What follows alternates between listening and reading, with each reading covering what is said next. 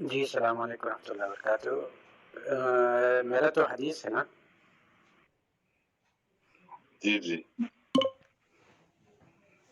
ٹھیک ہو، میں جی، حدیث پیش کرتا ہوں۔ کاروبار کے متعلقہ کوئی حدیث پڑھ دینا تاکہ اس سے ریلیٹ ہو جائے ٹاپک سے۔ ہاں ٹھیک ہے، ہماری جو ترتیب چل رہی میرے خیال میں غالباً آج وہی حدیث آ رہے ہیں جس میں معاشرے کی جو کاروبار وغیرہ کے کچھ معاملات بھی آ رہے ہیں، ٹھیک ہے نا؟ وہی پیش کر رہا ہوں۔ حدیث پیش کرتا ہوں۔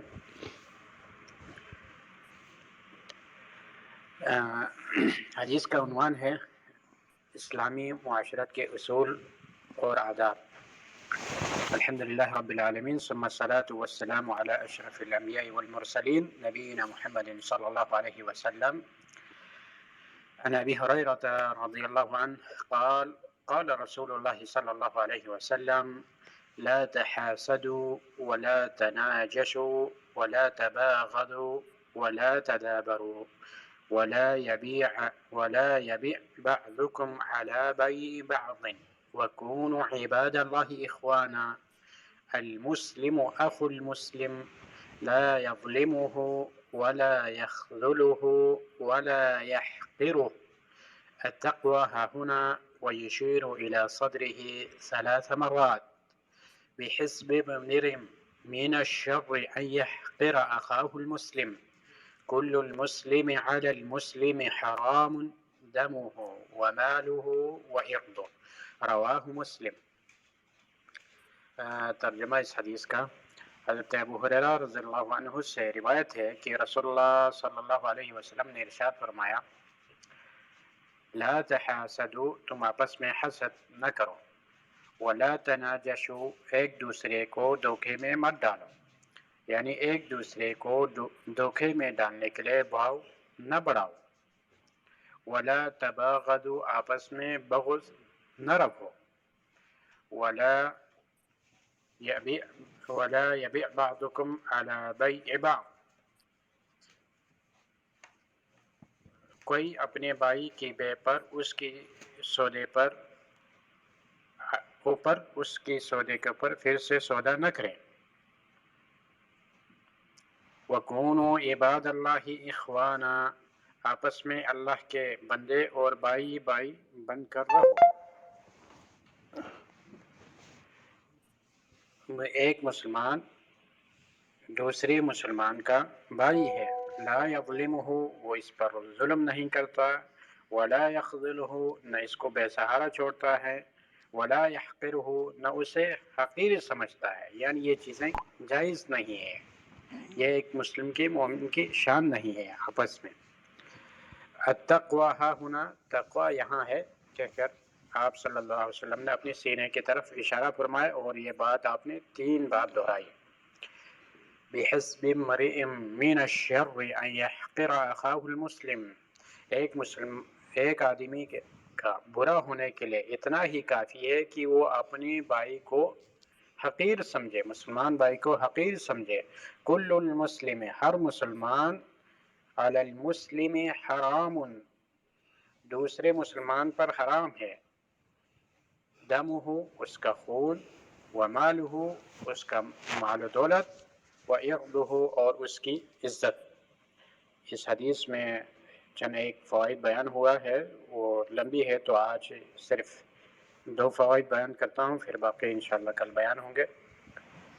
فوائد اور احکام میں سے ایک یہ ہے کہ اس حدیث میں ایک پرامن مستحکم اور آپس میں محبت، الفت اور ترقی، کامیابی کی، معاشرے کی ترقی کامیابی کے لیے جو بنیادی اصول، جو ضروری چیز ہے، ان میں سے چند ایک ذکر کیا گیا ہے، اور ان بد اخلاقیوں سے، ان چیزوں سے منع کیا گیا ہے جس سے معاشرے میں بگاڑ پیدا ہوتا ہے اور سماج میں آپس میں اختلاف اور لوگ ظلم کا شکار ہوتا ہے، ان چیزوں سے منع کیا گیا ہے۔ اس حدیث میں سب سے بدترین اخلاقی بیماری جو انسانوں کے اندر پائی جاتی ہے، مرض ہے، بیماری ہے، وہ حسد کی بیماری ہے۔ اسلام نے حسد کو حرام قرار دیا ہے اور اس حسد سے منع کیا گیا ہے۔ حسد کا تعریف، حسد سے مراد یہ ہے کہ انسان دوسرے انسان پر اللہ کی نعمت کو ناپسند کرے یا دوسرے سے اللہ تعالیٰ کی نعمت جو اللہ نے اسے بخشی ہے اسے چھین جانے کی تمنا کرے۔ حسد اخروی طور پر حسد کی سب سے بڑی جو سزا ہے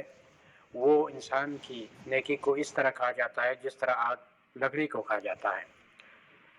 حسد کے بے شمار نقصانات قرآن حدیث میں بیان ہوا ہے، ان میں سے ایک حسد کرنے والا اللہ کے فیصلے سے ناراض ہوتا ہے، کیونکہ جسے نعمت ملی ہوتی ہے وہ اس کی نظر میں وہ ایک محسود ہوتی ہے، اور اگر کوئی اپنے بھائی سے حسد کرتا ہے تو وہ گویا کہ وہ اللہ کی تقدیر اور اللہ کی تقسیم پر راضی نہیں ہے، اور اس میں اس کی ایمان اور تقوی میں خلل ہے، قضا قدر کی ایمان میں خلل ہے، کمزوری ہے۔ اور اس کے ساتھ ساتھ حسد کرنے سے، حسد کی وجہ سے جو حسد کرتا ہے یا جس کے لیے حسد کی جاتی ہے، محسود کے درمیان عداوت، دشمنی اس حسد کے نتیجے میں یہ لازمی ہوتا ہے، اور بسا اوقات اس وجہ سے معاشرے میں فتنہ اور فساد برپا ہوتا ہے۔ حسد کرنے والا ہمیشہ تنگ دلی اور فکر و غم میں خود کو محصور اور مجبور محسوس کرتا ہے، اس کا دل ہمیشہ تنگی محسوس کرتا ہے، کیونکہ وہ حاسد جب بھی